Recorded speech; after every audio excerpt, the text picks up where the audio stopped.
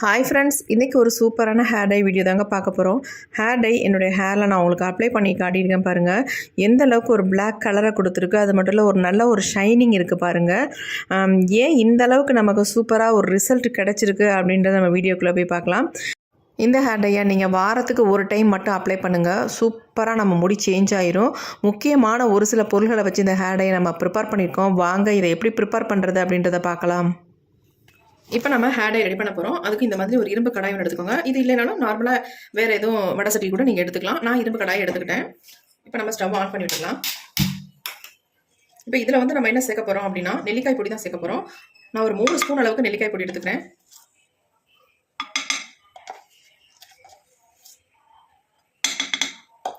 மூணு ஸ்பூன் எடுத்தாச்சு. இப்போ இதை நல்லா நம்ம வறுத்து எடுத்துக்கலாம்.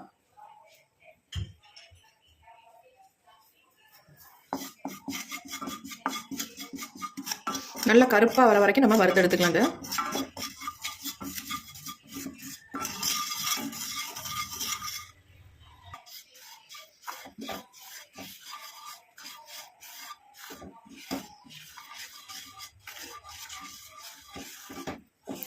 நம்ம இந்த ஹேர் டைக்கு நெல்லிக்காய் பொடியை தான் முக்கியமாக இதில் சேர்க்க போகிறோம். அதனால் ஃபஸ்ட் எடுத்தோன்னே நம்ம அந்த நெல்லிக்காய் பொடியை நல்லா கருகருன்னு வறுத்து எடுத்துக்கலாம். நம்ம இது கூட ஒரு முக்கியமான ஒரு பொருளை ஆட் பண்ண போகிறோம். இப்போ இல்லைங்க, நல்லா வறுபட்டதுக்கு அப்புறமேட்டு நம்ம இறக்குவோம் பார்த்தீங்களா, அப்போ தான் நம்ம ஆட் பண்ண போகிறோம்.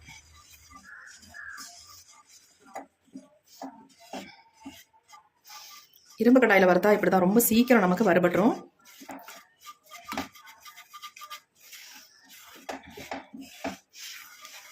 நல்ல இந்த மாதிரி மிக்ஸ் பண்ணி விட்டு இருக்கணும். அப்போ தான் கட்டி விழாது உங்களுக்கு. இல்லைனா கட்டி விழுந்துச்சுன்னா அப்புறம் அப்ளை பண்ண முடியாது. நம்ம நல்லா மிக்ஸ் பண்ணி விட்டுக்கோங்க. ரொம்பவே புகை வருது, கொஞ்சம் லோ ஃப்ளேமில் கூட வச்சுக்கோங்க. நல்ல பிளாக் கலரில் மாறிச்சு பாருங்கள். இந்த மாதிரி கலருக்கு நல்லா சேஞ்ச் ஆகணும். அது வரைக்கும் நல்லா வறுத்து எடுத்துக்கணும். இப்போ பாருங்கள், ஒரு கட்டியும் இல்லை, நல்லா பொல நமக்கு நல்லா வறுபட்டு வந்திருக்கு பாருங்கள். இந்த மாதிரி வறுபடணும். இப்போ நம்ம ஸ்டவ்வை சுவிட்ச் ஆஃப் பண்ணிடலாம். இந்த ஹீட்லேயே கொஞ்ச நேரம் இருக்கட்டும். ஆனதுக்கப்புறம் நம்ம எடுத்து ஒரு பவுலுக்கு ட்ரான்ஸ்ஃபர் பண்ணிக்கலாம்.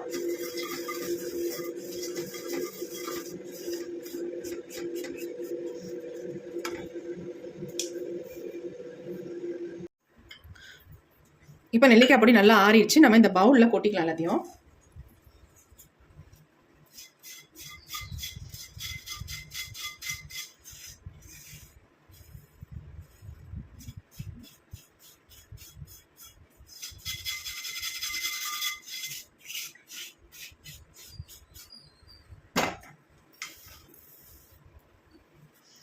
பாருங்க, நல்லா வறுத்து எடுத்தாச்சு. இப்போ நாம இந்த பொடியில் வந்து ஒரு முக்கியமான ஒரு பொருளை வந்து ஆட் பண்ண போகிறோம். ஆட் பண்ணி கொஞ்சம் நேரம் ஊற வைக்க தான் போகிறோம். அப்படி என்ன இதில் ஆட் பண்ண போகிறோம் அப்படின்னா கடுகு ஆயில் தான் ஆட் பண்ண போகிறேன். 1 ஸ்பூன் அளவுக்கு இதில் கடுகு ஆயில் ஆட் பண்ணிக்கிறேன். நீங்கள் கடுகு ஆயில் உங்ககிட்ட இல்லை அப்படின்னு சொன்னீங்கன்னா தாராளமாக கோகனட் ஆயிலே யூஸ் பண்ணிக்கலாம். நீங்கள் உங்ககிட்ட எந்த ஆயில் இருக்கோ அந்த ஆயில் யூஸ் பண்ணிக்கோங்க. அல்லது விளக்கெண்ணெய் இருந்தால் கூட தாராளமாக அதை வந்து யூஸ் பண்ணிக்கலாம். நிறைய பேர் கடுகு ஆயிலை பற்றி கேட்குறீங்க, இது எங்கே கிடைக்கும் அப்படின்னு. இது வந்து டிபார்ட்மெண்ட் ஸ்டோரில் கண்டிப்பாக கிடைக்கும். அது மட்டும் இல்லைங்க, நாட்டு மருந்து கடையில் கண்டிப்பாக கிடைக்கும். அங்கே வாங்கிக்கோங்க. ரொம்பவே நல்லது, ஹேருக்கு நல்ல ஒரு கருமையை கொடுக்கும். இதை நம்ம ரெகுலராக யூஸ் பண்ணிட்டு வந்தோம்னா. இப்போ நான் வந்து எல்லாத்துட்டையும் இருக்கிற ஆயிலே நம்ம யூஸ் பண்ணிக்கலாம். அதாவது கோகனட் ஆயிலே வந்து 1 ஸ்பூன் அளவுக்கு இதில் ஆட் பண்ணிக்கலாம். ஏன்னா நம்மக்கிட்ட எல்லாத்துக்கிட்டையுமே இருக்கிறது இதுதான் இருக்கும் கண்டிப்பாக. அதனால் கோகனட் ஆயிலே நான் 1 ஸ்பூன் அளவுக்கு இதில் ஆட் பண்ணிக்கிறேன். 1 ஸ்பூன் மட்டும் விட்டிங்கன்னா போதும், அதிகம் விட வேண்டாம்.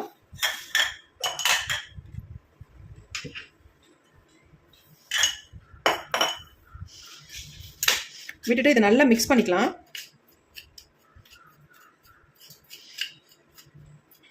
நீங்கள் மிக்ஸ் பண்ணிங்கன்னா கட்டியாக தான் இருக்கும், அப்படியே இருக்கட்டும். நல்லா கட்டியெல்லாம் இல்லாமல் இந்த மாதிரி எல்லாத்தையும் நல்லா ஒன்றா மிக்ஸ் ஆகிற மாதிரி மிக்ஸ் பண்ணிக்கோங்க. பெரும்பாலும் நம்மள்ட்ட எல்லாமே இருக்கிறது என்னென்னா கோகனட் ஆயில் இருக்கும், அப்படின்னா கேஸ்டர் ஆயில் கண்டிப்பாக, அதாவது விளக்கெண்ணெய் இருக்கும். அது இல்லாமல் இருக்காது நம்ம வீடுகளில். கடுகு ஆயில்ன்றது ரேர் தான். அப்படி இல்லாதவங்க நீங்கள் இந்த மாதிரி கோகனட் ஆயில் யூஸ் பண்ணிக்கோங்க. அப்படி தான் கடுகு ஆயில் விளக்கெண்ணெய் யூஸ் பண்ணிக்கோங்க. இப்போ நல்லா மிக்ஸ் பண்ணிட்டோம் பாருங்கள். இது அப்படியே இருக்கட்டும். இதை வந்து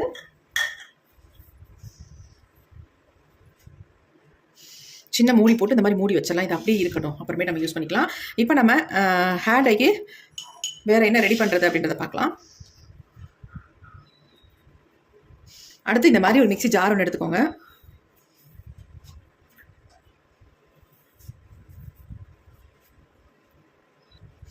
இந்த மாதிரி கற்றாழை வந்து ஒரு பீஸ் எடுத்துக்கோங்க.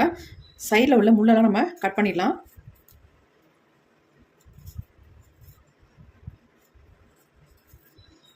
கட் பண்ணிவிட்டு நம்ம தோல்லாம் சீவ வேணாம், நம்ம அப்படியே கட் பண்ணிக்கலாம். குட்டி குட்டி பீஸாக போட்டுக்கோங்க. இந்த மாதிரி ஒரு பாதி அளவு கற்றாழை எடுத்திங்கன்னா போதும். முள்ளை மட்டும் எடுத்துகிட்டு நம்ம தோலோடய ஆட் பண்ணிக்கலாம்.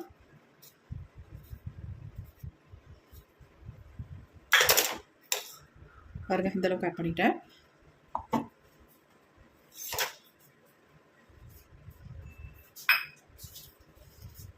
அடுத்து நம்ம இதில் என்ன ஆட் பண்ண போகிறோம் அப்படின்னா, சின்ன வெங்காயம் 5 சின்ன வெங்காயம் எடுத்துக்கோங்க. இதை வந்து தோல் சீவ வேணாம், நல்லா வாஷ் பண்ணிவிட்டு இதில் அப்படியே முழுசாக நம்ம ஆட் பண்ணிக்கலாம்.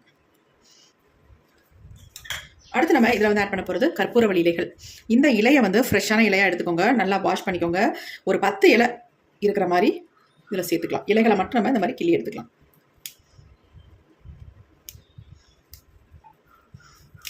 இந்த மாதிரி பிச்சு போட்டுக்கோங்க. வேறு சின்ன சின்னதாக கட் பண்ணிக்கலாம்.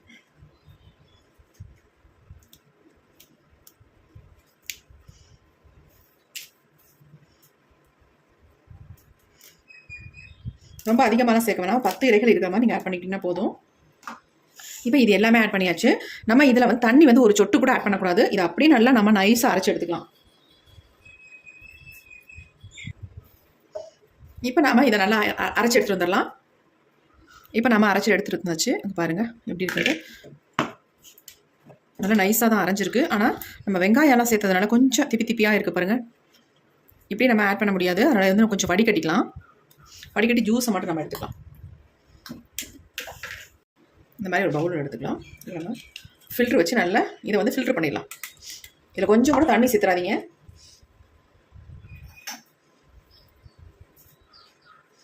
தண்ணி சேர்க்காம தான் நம்ம இந்த ஹேர் டைக்கு இதை ரெடி பண்ணணும். நம்ம இதில் இன்க்ரீடியன்ட்ஸ் எவ்வளோ சேர்க்குறோமோ அந்த அளவுக்கு நமக்கு ஜூஸ் கிடைக்கும்.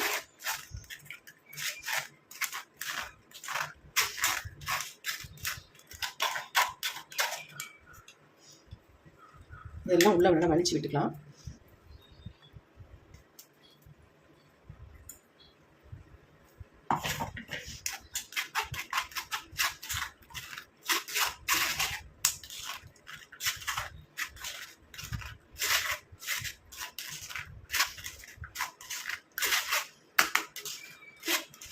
நல்லா திக்காக ஜூஸ் கிடச்சிருக்கு பாருங்கள்.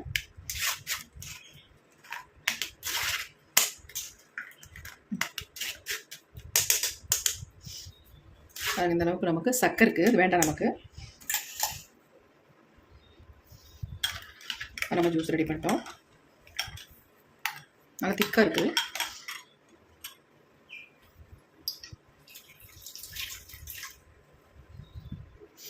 இப்போ நம்ம ஜூஸ் எடுத்து வச்சுருக்கோம்.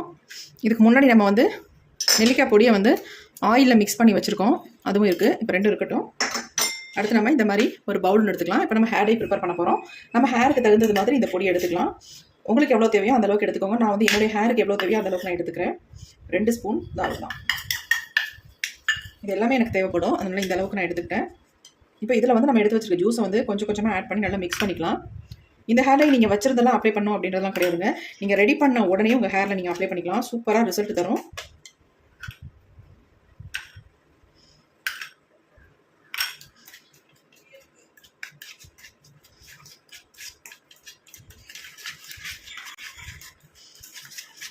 பாருங்கள் ஹேர் டை எப்படி இருக்குது அப்படின்ட்டு. சூப்பராக இருக்குங்க ஹேரில். ஃபர்ஸ்ட் டைம் ஒரு அருமையான ரிசல்ட் தரும். இதை வந்து நீங்கள் ரெகுலராக யூஸ் பண்ணிட்டு வந்தீங்கன்னா அவ்வளோ அருமையாக உங்கள் முடி வந்து நல்லா கருகருன்னு மாறிடும். இன்னும் கொஞ்சம் கூட நம்ம ஆட் பண்ணிக்கலாம். ஹேரில் அப்ளை பண்ணுறதுக்கு தகுந்தது மாதிரி நீங்கள் ஊற்றிக்கோங்க. ஊற்றி நல்லா இந்த மாதிரி மிக்ஸ் பண்ணிடுங்க. கொஞ்சம் கூட ஊற்றிக்கலாம்.